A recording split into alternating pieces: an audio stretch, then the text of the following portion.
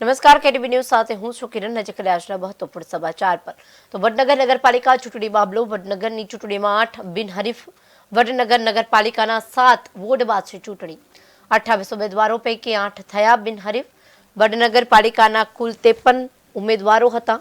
3 ઉમેદવારોએ ઉમેદવારી ફોર્મ પરત ખેંચ્યું ભાજપ કોંગ્રેસ અને આ પક્ષોનો કુલ 50 ઉમેદવારો ચૂંટણી જંગમાં તો ઉમેદવારોનો નગરમાં થશે પ્રચાર પ્રસાર દૂર ઉમેદવારોએ પાછા ખેંચ્યો એટલે હાલ પૂરતા 50 ઉમેદવારો મેદાનની અંદર છે. તેમજ વડનગર નગરપાલિકાની અંદર જે વિકાસની વાત કરીએ, વિકાસ ઉપર જ વડનગર નગરપાલિકાના ભારતીય જનતા પાર્ટી ચૂંટણી લડી રહી છે. અને માદરે વતનની અંદર હું તો એવું કહી શકું છું કે 28 સીટો ભારતીય જનતા પાર્ટી લાવશે. કોંગ્રેસના મારા મિત્રોને હું